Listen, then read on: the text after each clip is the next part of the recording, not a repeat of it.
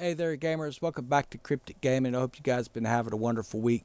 So, we watched the deck last night and have a lot of really good information for you. Some of the information you probably have guessed already, maybe you ain't going to like, but a lot of it I think you're going to enjoy. So, first and foremost, let's get the bad news out of the way. Season 2 is set in stone, what we're going to see here at this point, meaning the rest of the calendar is complete.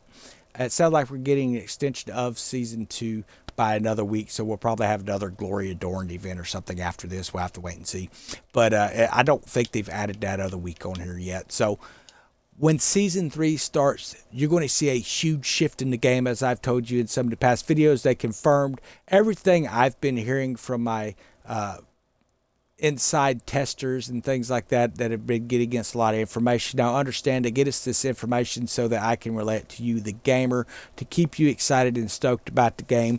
Not to give up. There's good things coming on the way. We're discussing that here tonight. So first and foremost, the roadmap for year 2, season 2, 3, and 4, that's all changed. Everything has changed about this year.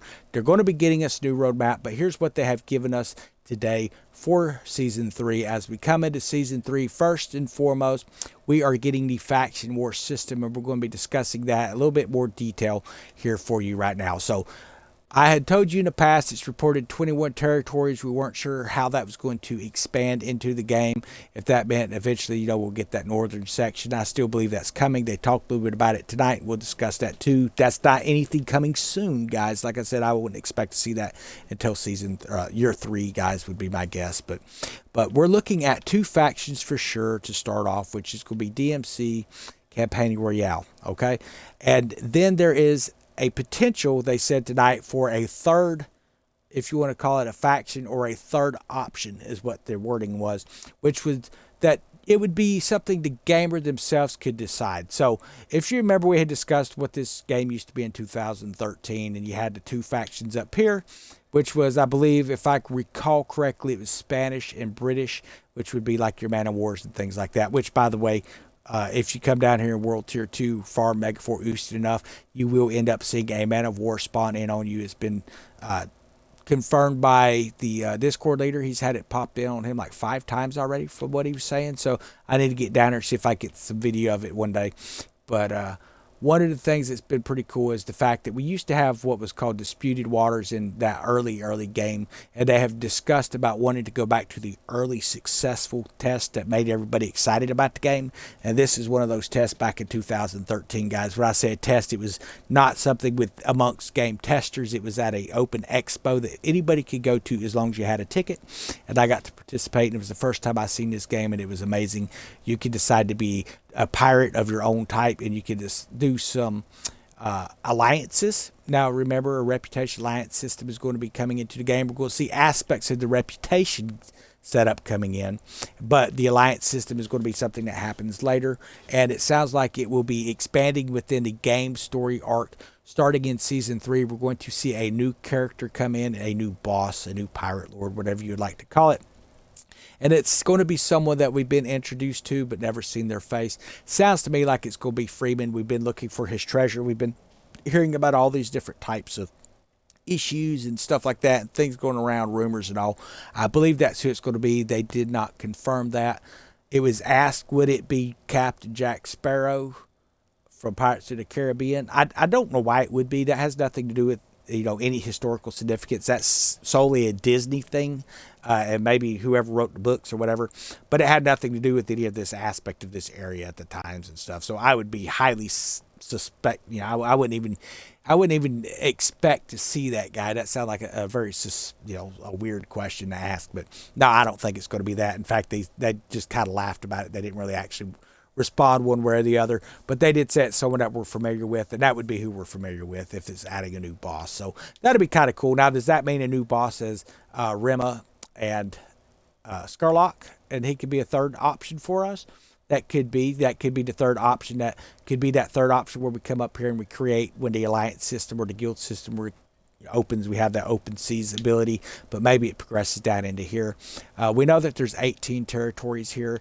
The test that I've been hearing about is 21. They showed a video tonight where it shows that this center open sea area is cut into 3 spots. That's the other 3 for now to get the coding and stuff right. And if you join DMC, you have red. If you join the Campaigning Royale, you're going to be blue. And depending on how you're progressing in the season, that map will extend to red over this way, the blue over here. You combat for these areas. Most of it's going to be PvE, but you will have an option for some PvP. Now, keep in mind, they're keeping a balance of it. They're not going to go heavy on the PvP because 5% of the game base wants to play PvP real heavy. Most of the people that play this game like PvE with the option to do some PvP in the game, and that's what it sounds like it's going to be. And that's where they've been balancing in with Death Tides. As I've mentioned in the past, I look at the coding as a tester back in the day where I could test and stuff. So I understand a lot of aspects when it comes to coding. And also with a lot of work that I did with programming computers and things like that, there's different aspects of base codes and stuff. And what we're seeing happening within a system right now is building into the faction war. So there's a lot of testing going on behind the scenes, even here on consoles we're not aware of, and it's sending back a lot of information. So when we take a contract and we go run Megafor Houston and it fails on us because we're carrying a contract, but if we don't have a contract, we can complete it. It means that there's a hiccup in the system. And they see that, and it's sending them a report, even though we're not aware of it. And we report it in the bug reporters as well. They're aware of the issue. It's an aspect. It's a symptom of a piece of code they put in the game to see how it would react within that area. So they're working on those aspects even now, but they are polishing it in. And come season 3, it's supposed to come in. Now, if you are familiar with the roadmap from last year, the territorial takeover or territorial control, which is going to have takeover and defense, as we've discussed in the past. So you have your takeovers, and then you would see like a defense show for a defense. It's going to have its own tab, and it's going to show its own attributes. Anything that's going to progress your faction is going to show up on the list for your faction tab. Now, the helm and all these other things will be restructured into other tabs to make room for a new faction tab up in the top, guys. So a lot of that stuff. Now, within the faction tab, as you are expanding, understand from what it sounds like coming into Season 2, if you pick Campaigning Royale, you're Campaigning Royale for all of Season 2. If you pick DMC, you're DMC for all of Season 2. I'm sorry, all of Season 3 here. So that's just going to be for this season. They want to make it so that there's an attribute where you could potentially switch factions midpoint. But like they said, you know, they want to make sure that there's some sort of a penalty for doing so. So if I'm over here and I'm like, oh, Campaigning Royale's ahead, so I'm like, oh, I'm going to jump over. If I'm a Campaigning Royale and DMC takes ahead, well, I really want to get that you know, motif for my sales and stuff, and I jump ship, there should be some kind of a penalty for that. So here's where the penalty for that could work. But it could also work out for your benefit. Now, within Faction Wars, there's been a lot of talk about this battle pass. Now, it sounds like it's going to have more like 90 tabs, something like what you're seeing in the battle pass with PvP, and we're seeing introduced into a lot of these events. I imagine our events are going to start having a lot more of this. Rather than trying to get just random drops, we're going to be able to earn stuff here plus currencies to really kind of focus in on what we're wanting so people can get the gear they're wanting and they're desiring and feel like they're getting something for their grind. So that's really where this has come in. By the way, this event, while it's broken, there's a workaround. Don't spend any of your points at all on the pass here. Do not spend anything there. Do not spend anything at the store until you have opened up all of the tabs you want to do. Now, I did not buy the pass, and I've got plenty of torpedoes, and I just don't really care much for that cell emblem right there. So I stopped right here at the I Vow Emissive when I was grinding this. That gives me the cells. It gives me the little, you know, cell design if I wanted that cell pattern. It gives me the whole color and all that kind of stuff if I decide that I want to use that. I didn't bother with the emblem or anything because, like I said, I don't run emblems on my cells. That's just my personal preference.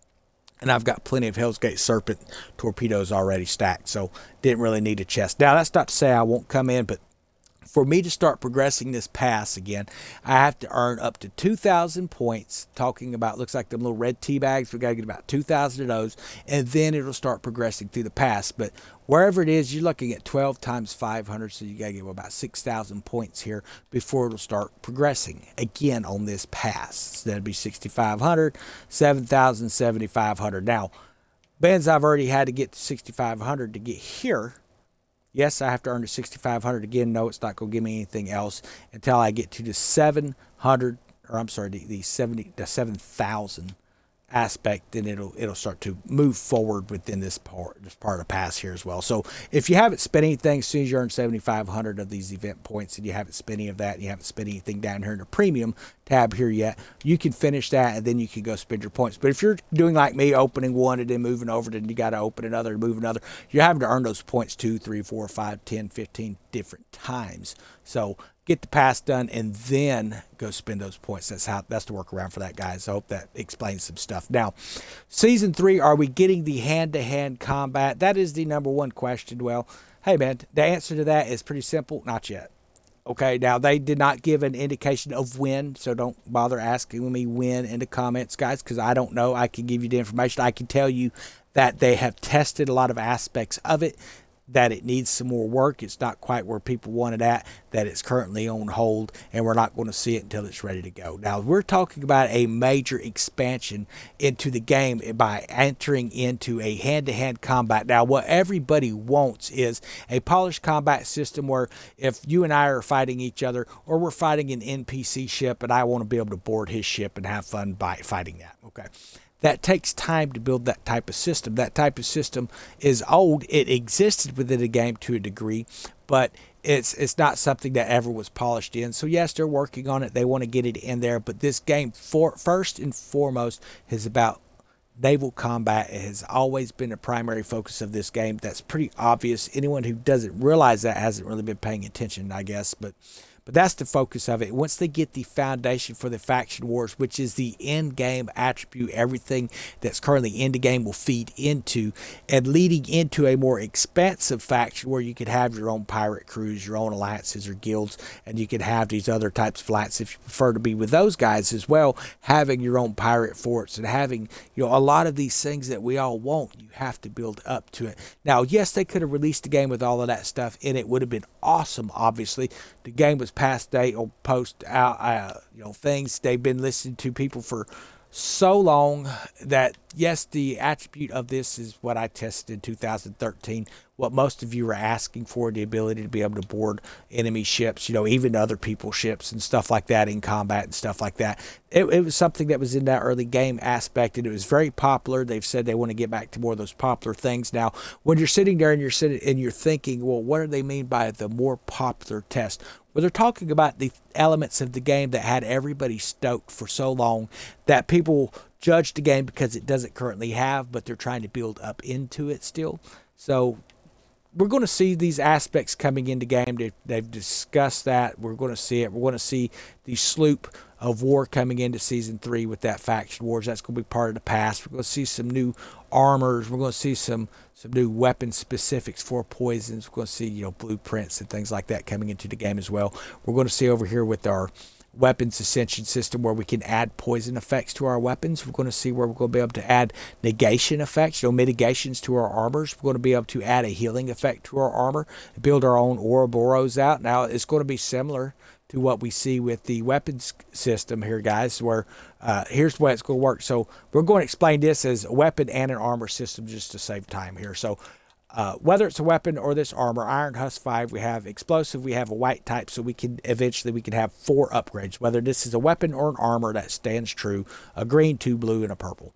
Okay, so, or 2 greens and 2 blues, depending on what type of weapon we're looking at. A lot of times you get 2 greens and a blue. Sometimes you can get a green and 2 blues. Sometimes you get a green, 2 blues, and a purple, depending on what level you're already using or what type of armor.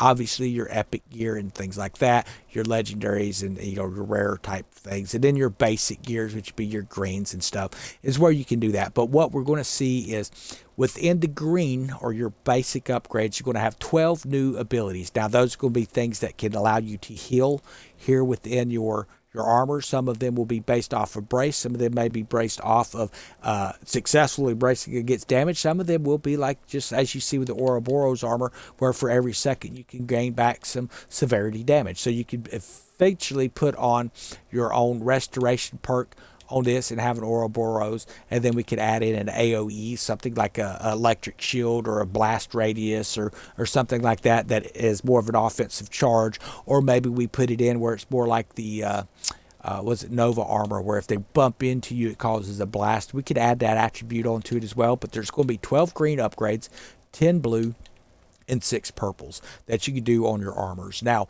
with the weapons, we're currently, right around the same amount of that. We're going to see some things change. Some of the worthless ones that we don't really care to use are going to be removed from the game, so that'll be awesome. We're going to see some things like the poison aspects added into the game. That's going to be good too. So, but understand they're not going to remove things that people want to use for their PvP. Those aspects are staying in the game because there's a lot of players. I say a lot. There are players who prefer the PvP aspect, and they want to make sure that there's something for everybody, and that is very respectable, I think. So now I hope that that's kind of giving you a little bit of idea of season 3, what we're looking at.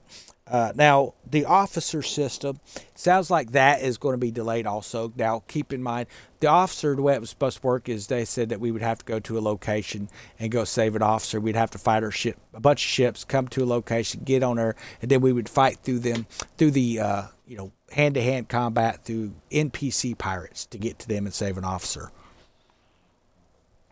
Because that's how we was going to have to get the officer, that's also currently on hold. Now, there are some aspects coming in here at Season 3 that's going to be even better than that. And I love the idea of where they're heading with this, guys. So we're going to see a new tree, and I posted this up in another video, but we're going to show you basically what it looks like in this one. So it's going to be a tree just like this, and you will have a central plexus standpoint. And for each of these areas, you have to, like this one here would be for, I believe this one was for culverins. Culverin weapons damage, increasing the damage from your culverins or your reload times. And under it, it would like, okay, culverin basics. Then I would have a thing over here that's reload time increase of, whatever, or a decrease of reload time. And then we would have like over here a tree that was elemental. So like if we're using fire culverins, I want to focus on fire elemental aspects. So I would come up and I would like boosting fire elementals, and boosting the ablaze effect, which is the trigger effect of an elemental fire weapon. It then triggers a blaze or wildfire perks, and you can increase those things as well, or maybe explosive perks with your shell shocked and things like that, or maybe it's your electric and you have your lightning calling and stuff like that. So they're going to have attributes for each weapon type. There's going to be things for your bow weapons for those who like specific weapons for the bow as well, specific broadsides, as well as just overall broadside, so you can fine tune your ship in here in the game. Now, for you who like PvP, while you're tuning your ship in, you're tuning and building your ship to a specific perk that you want to use in PvP. When you go into Death Tides PvP or you like raise your flag here, you keep the perks that you build. They do not give you these perks. You have to grind to open these perks. So this is something that I know me and a lot of the other players that enjoy the heavy grind aspects. It's what sets you apart from the rest. We will be able to build our ships and open up these trees to our heart's delight within a season, and it resets every season. That's right, it resets every season, so they will always have something to grind. Now, I know there's of you who are going to complain because this resets every season, but you have to have something to grind. Every time they give in and they give us this thing where we don't have to do something for a season, it makes us lazy, and then we're like, oh, well, there's no content. There's no content. So I don't mind having a seasonal buff that we're going to have to do. And of course, we'll have our captains later and our officers and things like that. That'll help as well. But as for right now, I think we're looking at some pretty cool things that are coming into the game. I know I'm excited about it. But yeah, so delays on the hand-to-hand and officer system, unfortunately, guys. But like I said, we're seeing a lot of really cool stuff coming into the game. They did mention a little bit about the Requiem of the Lost and the Azor events that are coming at Halloween. Now, these are going to give you some not just new weapons, but it's also going to give you a chance to get those weapons of the past. So they seem like there was powder kegs that people were looking for that was in the Azor chest. So you're going to have an opportunity to get those. Now, I don't know if that's going to become a pass item where you can open up and then have a specific type of currency to spend on it, or if it's just going to be a drop rate. Seems to me like we're adding a lot of pass items in here so we can get currencies and potentially buy things within the events. I would love to see that aspect. Now, why would they be doing that all of a sudden? Well, that would go into what I've heard about the factional system. There's been a couple things that they've tried now. That doesn't mean they're getting rid of one or the other. It could be two aspects, just as we've seen with this event here, where we have a battle pass, but we also have a store. Now, obviously, there's some work that needs to happen. This is kind of the first that we've seen, but Mythic La Peste in Season 3 is going to have a battle pass type of an issue. You're also going to be able to get random drops from what it sounds like, but you're going to be able to come in and earn what the special items are through the battle pass. Now, will they then have a currency to go on top of that? I would doubt it. I think once you open the pass and you have a few things randomly dropping from him, that's basically all you got to do with that. We'll just have to wait and see. But within the faction system, if you're running your faction, you're progressing your personal rank through a battle pass. Once you complete that, now as I was saying, this is where it would work for those of us who grind a lot. Come like season 4 or 5 when they allow you to jump ship in the middle of a pass. Maybe we come over and we're a DMC and we grind out the entire battle pass for them. We've got everything we can. We don't care about the cosmetics because, hey, we got DMC last season. So we grind everything out of here. So then we jump over into Campaign and Royale, and then we grind everything out over there as well. So then we end up with both sets of the battle passes. That could really work for us. I could see doing that. Now, while that's obviously going to be unpopular with some folks who don't like to grind for stuff, they would rather just come in and spend $20 and be done with it. I would like to see them have it where you got to grind for that stuff. And it sounds like we're going to have those serious aspects. I know that the serious grinder doesn't have a lot of pull in this game when it comes to certain aspects, but the fact that we're getting seasonal buffs, that's going to encourage me to be on this game a lot more, because while I may not feel like I'm doing anything because I've got all my ships built, all my ships upgraded, I've got a ton of upgraded weapons sitting in the side just waiting to see what ship I want to throw it on, and I may actually take and change some of those weapons to poisons and things like that and just start building a bunch of these new sloop of wars.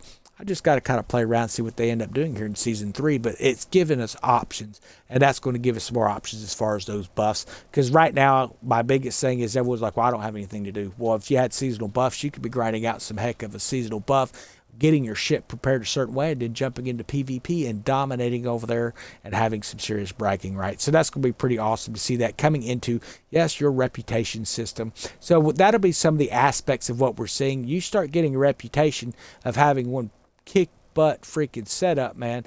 People are going to want to know what you're doing. And that for us streamers is also going to be pretty something awesome, because now instead of just coming in here and giving you a build out of a ship that works well, I can then further tune in a ship based off of the type of weapons I'm doing. And it's no longer an issue that ships like my frigate here doesn't actually have a natural production boost toward any type of elemental or any type of damage DPS and stuff like that. I can tune that in. Or if I am more of a healer, I can tune that in. Or if I prefer to be a tank, I can tune that aspect in. A lot of really cool things that can happen in this system. Now, what I would like to see and hope to see, they did not mention, but I would expect to see, is maybe we can even add gun ports to ships.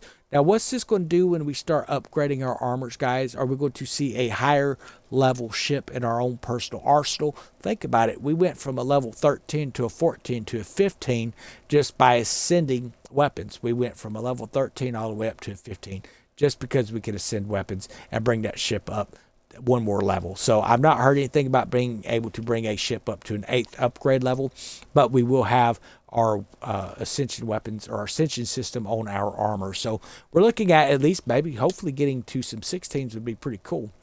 I know we've been seeing a lot of 16s and even 20s in the game, and short of just trying to outgun them, our ships are smaller than ours. So this could give us that aspect of being able to really grow our ships in and fine-tune that stuff in. It's going to help you in PvE, but it's also going to give you an edge in PvP, guys. So I hope this video has inspired you to stick around with the game. If you got questions, mention them below.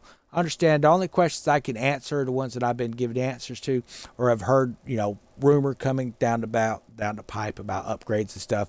I tried to get this information out to you a few weeks ago, and I hope you've watched the videos, but I hope this also goes to show that I'm not just making videos just to post content and get you to watch some stuff. I'm giving you information that's actually coming from testers and stuff, and everything that we've discussed in the past is from videos we put up a couple weeks ago now, and that tells me that my buddies are doing what they're doing, that we're hearing the actual information that's really coming into the game. And I hope that gives y'all a little bit of confidence in what you hear on this channel and what's actually coming into the game in the days ahead. So a lot of cool things, a lot of things. There's a few things that we were a little bummed out about. The Kraken, as far as I know, from what he decided, and I know that was going to be the one of the questions because I didn't cover it. The Kraken, is it coming in season 4? That's yet to be determined. So they want to make sure they introduced this Kraken, that this is going to be the crowning jewel of all sea monsters. Okay, so we have a lot of sea monsters. We're going to see aspects added into when they bring the Hunters Guild in, which is originally scheduled for season 4. As far as the base part of Hunters Guild. Now, the way I foresee that expanding when it comes in is it'll start off as maybe something with a Hunts Master at Lenitra, or you'll have a Hunters Guild over here. Near this shark, there's a building over there that's got the shark hanging up, stuff like that. So we could see this Hunters Guild coming in for that. The Kraken's going to be tied to that aspect as well, I guess. But when they come in, they want the Kraken to be perfectly polished, where it's the crowning jewel of all sea monsters, just like faction system is going to be the crowning jewel of the base game of the end game, the base of the end game. Now, this is all beginning stuff here. None of this is end game, guys. This is all year 1 stuff that we're seeing here with the helm and all this. There's been some changes, obviously, with the upgrade trees and stuff like that, but none of this is actually new to us. None of this is considered end game. This is all the foundational undercoating of what the faction war end game is going to be, which will expand further into the the days ahead of creating a PvPvE area type of deal when that happens. But like they said in the deck, they have to get this aspect right first, and they want to make sure it's solid before they start introducing new things in the game, such as hand-to-hand combat and of course officer systems. Understand this officer system thing.